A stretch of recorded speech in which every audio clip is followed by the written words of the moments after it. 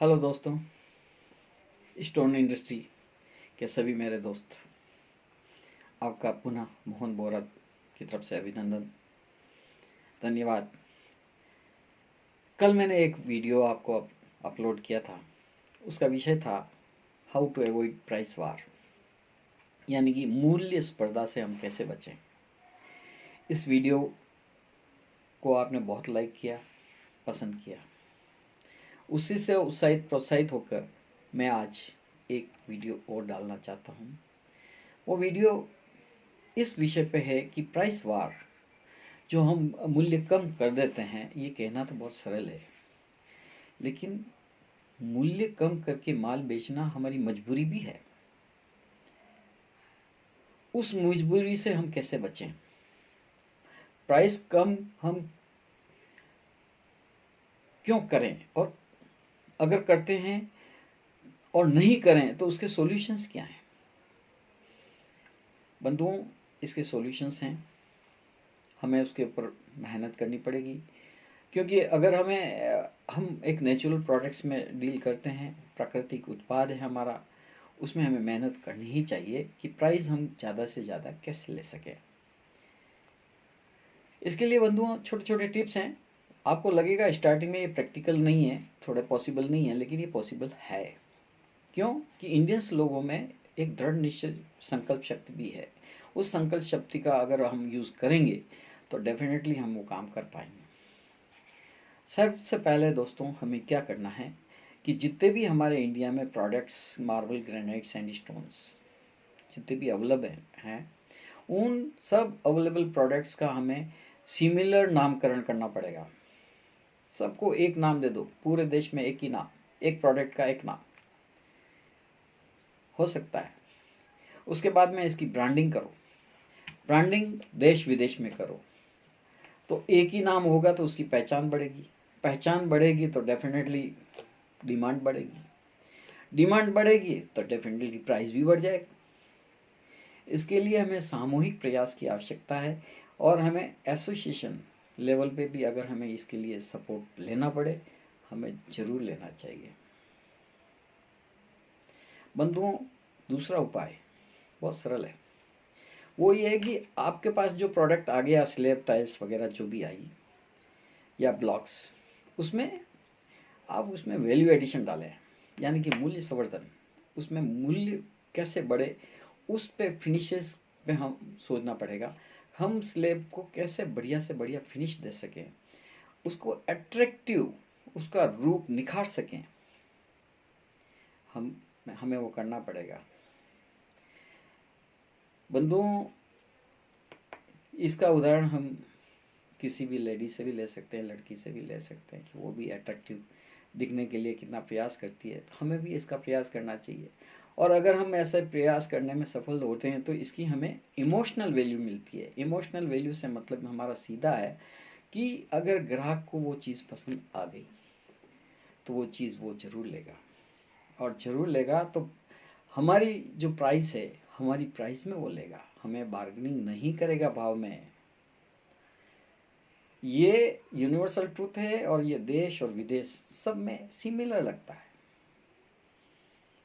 इसलिए emotional value बढ़ाने के लिए हमें हमारे प्रोडक्ट में वैल्यू एडिशन डालना पड़ेगा।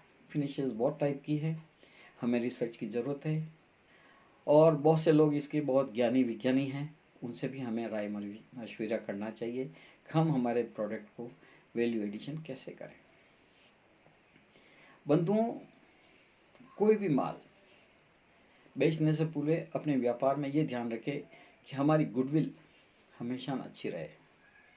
गुडविल अच्छी रहे, इसके लिए हमें ये प्रयास करना चाहिए कि मटेरियल राइट मेजरमेंट में जाए, राइट पैकेजिंग में जाए, जब हम माल डिस्पैच करें तो उसकी राइट स्टैकिंग हो, रास्ते में वो टूटे फूटे नहीं, इसका हमें पूरा प्रयास करना चाहिए।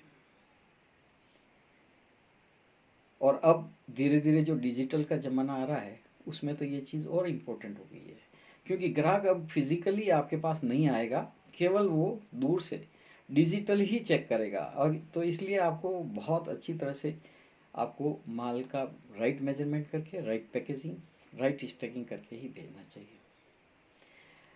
बंधुओं, इसके अलावा एक चीज़ और भी बहुत इम्पोर्टेंट है कि वो सब लोग जानते हैं, वो ये हमारी उधार नीति। हम माल उधार देने में बड़ा विश्वास करते हैं। बंधुओं, उधार देकर माल बेचना मार्केटिंग पॉलिसी नहीं है। Don't sell material on credit. जब आपकी फैक्ट्री में माल फ्री में नहीं आता, कोई भी सप्लाई आप में फ्री में नहीं आती, भले डायमंड टूल्स हो या एब्रेसिव हो, कोई भी हो, लेबर हो, वो फ्री नहीं होती है। इलेक्ट्रिसिटी फ्री नहीं होती है।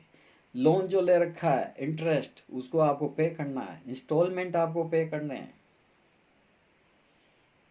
आपके घर के लिए भी पैसा चाहिए, और जो आपने कैपिटल लगाई है उसका भी आपको ब्याज चाहिए, और जो आप रिस्क ले रहे हैं उसमें भी आपको प्रॉफिट चाहिए। इसके बाद में भी आप माल उधार देके आप क्यों खुश होते हैं? और उधार अगर आपने दे भी दिया, चलो मान लिया कि आपने उधार दिया, अच्छी बात है, देना चाहिए, तो क्या आपका राइट टाइम पे पेमेंट आ रहा है? क्या वो आपको प्राइस कट करके पेमेंट नहीं कर रहा है? और इसके अलावा आपका जो पेमेंट पूरा है उसको तोड़ तोड़ के क्यों दे रहा है? और इसके कारण जो आपको माइंड में परेशानी आ रही है बार बार उगाही करने की, कभी कभी जाना भी पड़ता है उधार वसूल करने के लिए, इसकी जो कॉस्ट लगती है उस कॉस्ट को आपको अवॉइड करो। और उस कॉस्ट को अवॉइड करने का एक ही तरीका है, माल उधार मत दो। क्योंकि यह सोना है, इसको सोना समझो, इसको फ्री का प्रोडक्ट मत मानो। ये इजी मनी नहीं है। अगर हो सकता है आपने कभी इजी मनी कमा ली हो, तो इसका मतलब नहीं है कि आप उसको दूसरों को बांट दो। इसलिए अवॉइड टू गिव क्रेडिट। हाँ, आप क्रेडिट दीजिए, लेकिन रीजनेबल पर्सन को, जिसका कमिटमेंट सही हो, जिसकी गुडविल सही हो, जो प्राइस आपका काटे नहीं। बंधुओं, एक बात और, हमारी जो एसोसिएशन हैं, उन एसोसिएशनों के भी बहुत काम है। वो एसोसिएशन उस ढंग से काम नहीं कर पा रही है जो कि उनकी ड्यूटीज़ है। हमारी एसोसिएशन का प्रमुख काम यह होना चाहिए कि हमारे प्रोडक्ट्स का नया नया बाज़ार ढूंढें। हम नया बाज़ार कहाँ है उसको हम ढूंढ पाएँ। दुनिया बहुत बड़ी है, बाज़ार भी बहुत बड़ा है। सीमित ग्राहकों में आप काम ना करें, ये एसोसिएशन का काम है। दूसरा, हमारे प्रोडक्ट की क्वालिटी हम कैसे बढ़ाएं, इसके ऊपर वो रिसर्च करें। इसके साथ में भी वो एक रिसर्च एसोसिएशन को और करना चाहिए कि दूसरे देश के लोग हमारा ही माल खरीद कर हमसे सस्ते मूल्य पे कैसे दे देते हैं और क्वालिटी में कैसे दे देते हैं, ये भी हमें रिसर्च करने की ज़रूरत है। वाई, ये हमें देखना पड़ेगा कि हमारे से आगे दूसरे देश के व्यापारी, स्टोन व्यापारी क्यों आगे हैं। इस पे भी एसोसिएशन का काम है, उसके ऊपर रिसर्च करें। ये आज की तारीख में जितनी भी बातें जो हो रहा है, सब काल्पनिक बातें करते हैं कि वो देश ऐसा कर सकता है, वो ऐसा करता है, वो करता है। नहीं, आपको रियलिस्टिक एनालिसिस करके एसोसिएशन को हमारे सामने पेश करना चाहिए कि क्या कारण है। एक बात और बंधु, बहुत इम्पोर्टेंट है, अगर आपका ग्राहक संतुष्ट है तो वो 100 ग्राहक देगा, और अगर आपका ग्राहक असंतुष्ट है तो आप 1000 से अधिक ग्राहकों को वो अब ख़त्म कर देगा। इसलिए बंधुओं, ध्यान रखिए कि काम सही करिए, आपको भी फ़ायदा होगा, पूरी इंडस्ट्री को फ़ायदा होगा और पूरे देश को फ़ायदा होगा। पुनः अभिनंदन मोहन बोरा का। पुनः मिलूँगा एक नए सब्जेक्ट के साथ।